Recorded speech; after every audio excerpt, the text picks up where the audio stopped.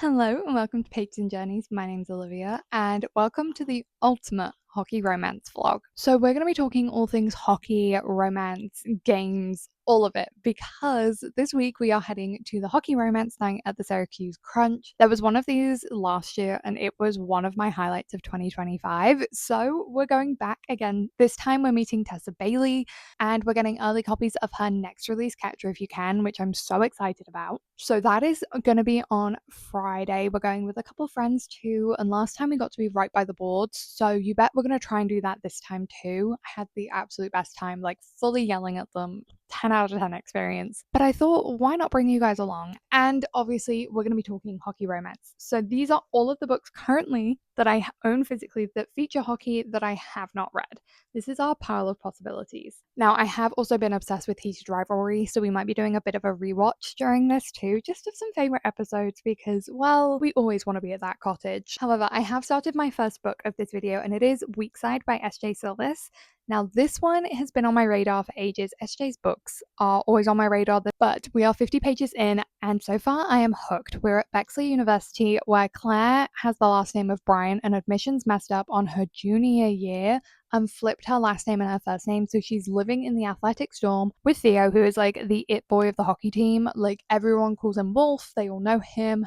And let's just say tensions are high because they don't necessarily want to be rooming together, but there's literally nothing they can do. Her mum may have done something questionable that got her in trouble with the dean, so having to see him again when his hockey coach says, no, you're not rooming with a girl, we're going to go fix this, was very uncomfortable. However, she's like this hardworking girl that is just desperate to do really well, and he is this like it boy. So I'm really looking forward to that dynamic. I'm hooked on this one. We're going to try and read some more of it today. So we have Wildcat by Rebecca Jenshak. Basically, she is a terrible bartender. He goes on like a 1 week preseason vacation and she's there, and then turns out they are at the like launch party for the team, like the first game of the season kind of thing. And he finds out that she is his coach's youngest daughter. That's going to be such a fun time. Now, I am one of the few people that has not read the DC Star series yet, and I did meet Chelsea at the last game. She came, and it was so much fun talking with her, and like she was yelling at the board right along with me, which was so cool. But Face Off is what I picked up, and I really need to read this one. All I know is that they're both hockey players, and he's like the best but never had a winning record. There's a lot of tension between them. One night stand situation, I think. Honestly, going in blind because everyone loves this series, so that is high up on the radar. For a darker moment, we have The Pucking Wrong Number by C.R. Jane. Again, another beloved hockey series, and if I'm in the mood for something dark romance, we could be picking this up. Now, this one is much more small town because he's an injured hockey player, but Over the Moon by Laura Pavlov. I am currently reading My Silver Lining as well, so this is very high up on the list to pick up because I love this series. Another all-time favorite hockey series that's criminally underrated is The Chicago Railers by Jennifer Susovic. Book 1 is Make Me Yours, which is just phenomenal. Best friends to lovers. She goes through a breakup, shows up at his door. He takes her in. They start living together because she needs somewhere to go. He gets her a cat. He orders clothes in all of her sizes because he knows that. He knows all of her mood, like her food based on her mood. It's just one of the best. But then this one is Hold Me Tight, and it is Best Friends Ex, Enemies to Lovers, Slow Burn Romance, where he's been pining for her all of book 1, and I'm so excited to read this. She's also a baker. For another dark moment, we have Sticks and Stones by S. Massery and S.J. Silvis. Again, one of those ones that I'm really looking forward to getting to. It's very, very short, but it is Enemies to Lovers because she put his NHL career in jeopardy and he hates her for that. It's also that she is his best friend's foster sister, so a little bit taboo. And also university set, which I can get behind. And then the last 3 are just random ones that I had on my TBR that I don't know a whole lot about.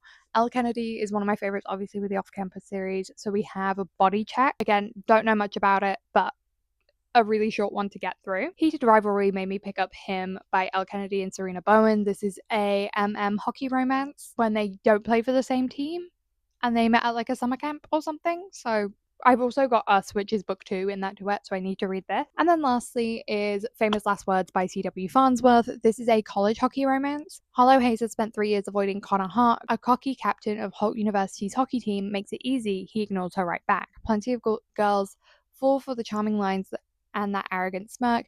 Harlow knows better, knows more. Like the fuel for the fury that makes Connor such a dominant force on the ice. Like the history that they share but didn't write. the reason that they don't speak until one day they do.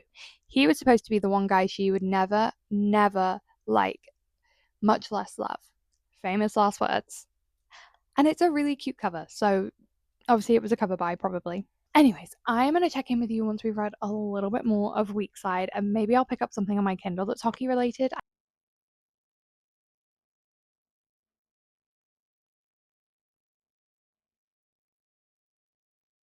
Okay, so it's currently Thursday night, the night before the game. We are in pajamas, ready for bed, but we have to talk about Your Mass Valentine by Prue Schuyler because I am obsessed with it. I'm feral for it. So I'm currently on chapter 17. I have a few more left to go. It's only 24 chapters, it's not super long, and it is the most fun time.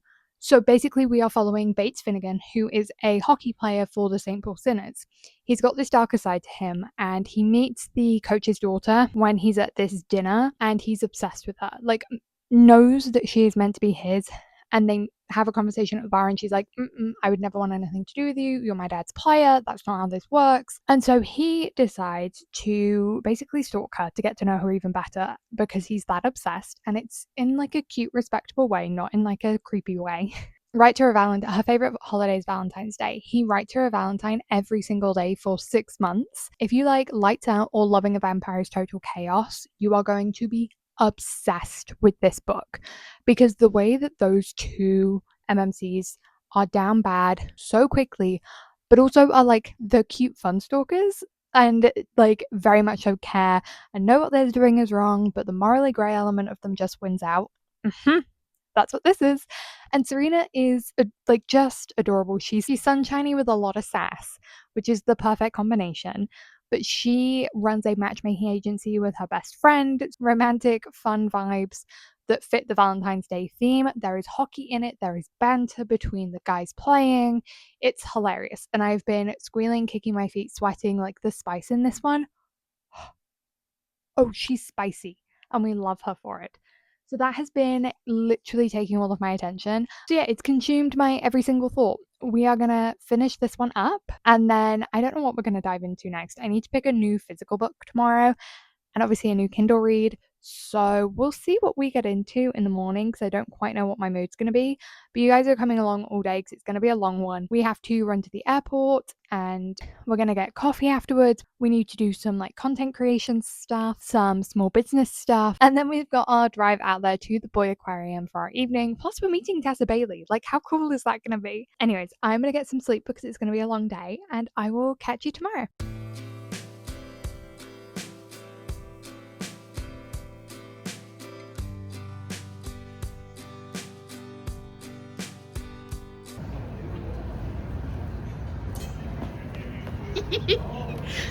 Okay, so we have popcorn buckets and like the fancy little table and chairs, and the rink is right there.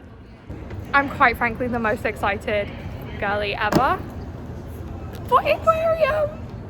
Okay, but seriously, no one asked if we're okay, and yes, we will be on that several times tonight. Okay, yes, we are deciding where the hell we're gonna sit. We have this table right behind the goal, or the other perspective is the end table from last time down there. What do we think? We stay winning with Ketcha if you can, and the smooth edges.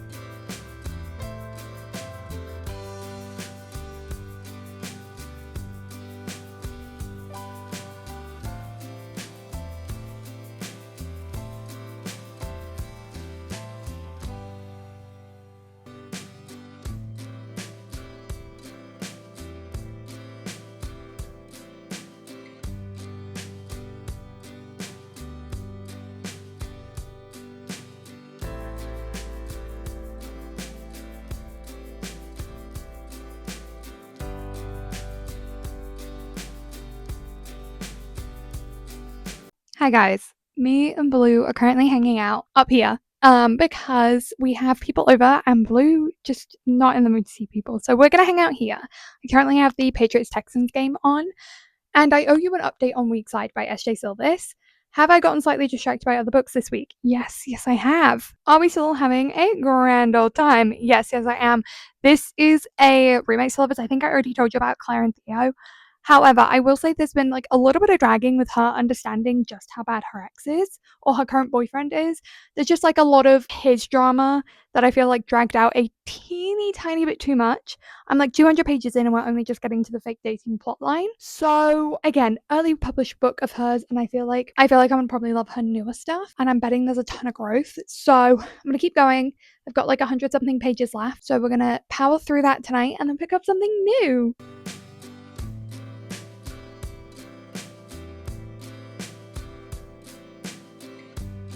Well, hi guys. It is currently Tuesday night, so we should probably give you some reading updates because I think the last time we talked, it was Sunday night. The last time I spoke to you, I was currently reading Ice Bet by S.J. Silvis. Ended up finishing this on Sunday and gave it 4 stars. It was a very fun time. Was the pacing a little off in the beginning? Yes. Do I think it was to establish the character dynamics and it did an effective job? Also, yes. So kind of like a mixed thing there, and I really think it's something that authors grow into over time. And I think I gave you the synopsis too. I really liked how all of this reconciled, and these two very clearly wanted each other. Did I see a plot twist coming? Yes.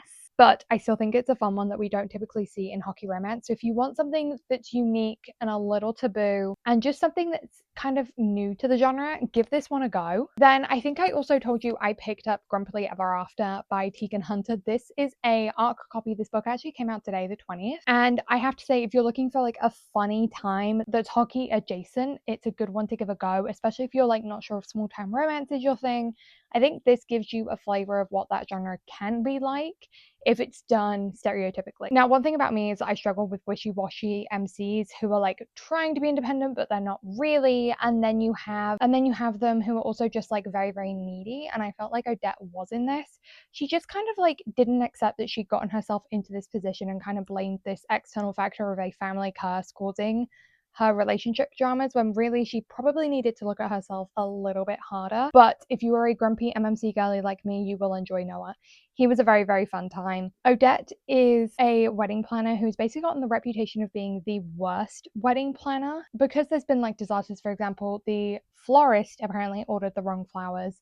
But like, wouldn't you check that as a wedding planner? Because the bride is severely allergic to them and literally could not walk down the aisle because her face was so swollen. She's had, her whole family has had like divorces happen. Like none of them have ended up happy romantically. So for her in this, it is like her big thing is like she doesn't want to end up in a relationship, and she's had a crush on her best friend's older brother by 12 years. So it is an age gap. Noah Stevens, who played in the NHL and is now an ex-NHL player who runs a cidery. Her best friend, his little sister, is getting married, and she basically convinces her brother to go ahead and let her use the cidery as her wedding venue. Do I love how they approach this tactic? No, I thought it was very, very cringy. It felt manipulative, and I also just didn't like who she was marrying in this. Like, just very, very icky man. So there's that. Like, that I just had a few issues with it. But again, if you're looking for a fun small town romance time and you're a hockey romance lover that's trying to explore other subgenres, maybe give it a go. Then have I filled you in on the Audible adventure yet? I might have done. If I haven't, quick recap is I ended up picking up Audible for the 99 cents for 3-month subscription. And wow, I'm a big fan of it so far. So I do have Kindle Unlimited, and one of the ways I'm making the most of the 1 credit and like the whole system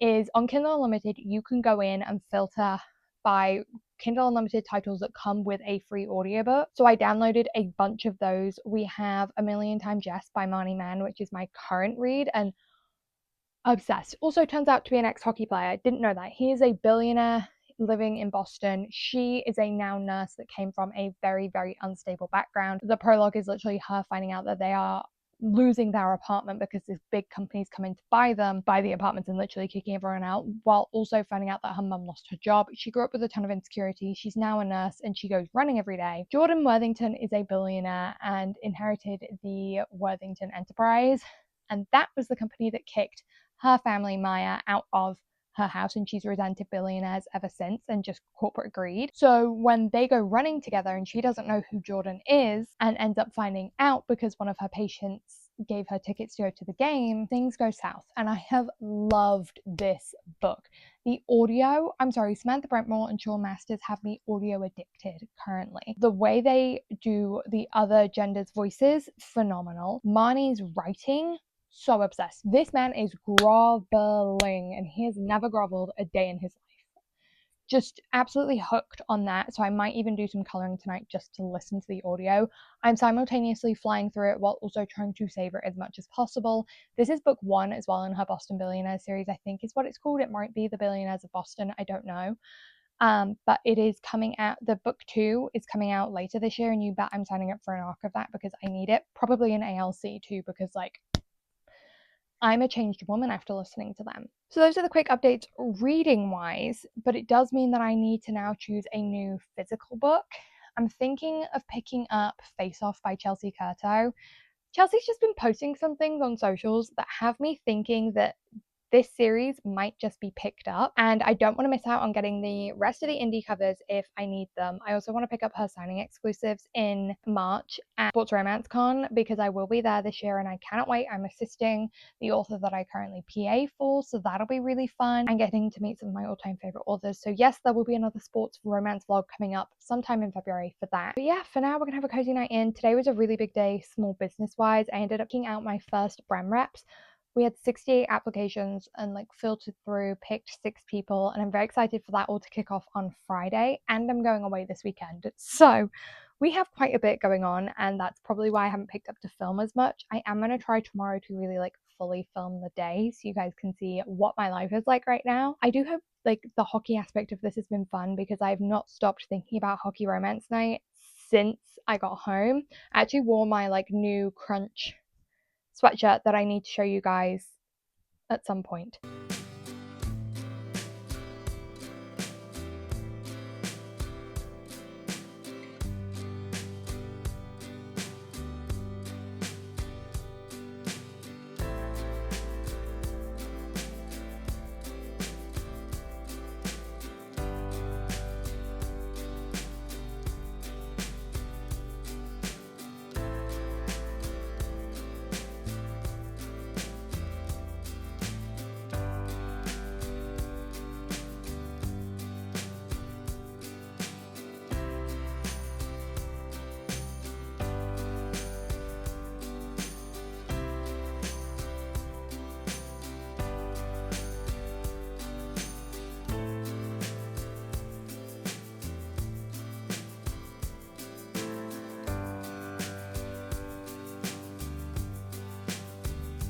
Okay, guys, it is currently Saturday morning, and if you couldn't tell by my voice, we are sick. I managed to catch the cold that the kids have, and let's just say it came with a very fun fever that made me sleep pretty much all day yesterday.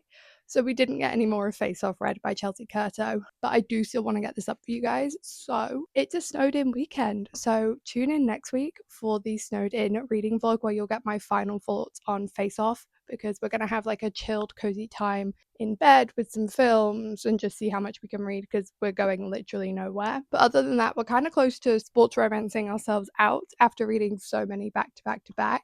But I will say I've had so much fun. The Crunch Hockey Night is just incredible. If you can ever get to one, I highly, highly recommend. I know that actually is doing a baseball one in April, so if you're local to the area, I would recommend checking that out too. But yeah, they just make you feel so welcome. The team is so kind. If you do the VIP, you get the book and get to go on the ice afterwards, which is really cool. It's just one of those nights where you get to be around people that read the same things that you do. You all kind of get to joke about, and there's a really camaraderie about it. So thank you so much to Actually and Syracuse Crunch for hosting that event. I hope you guys have enjoyed some of the hockey romance books. Obviously, we've had some great ones and some that are very hockey heavy and some that are kind of oh, there is hockey in this without realizing it. So there should be something for everyone. But I will catch you next Saturday with a new video. Bye.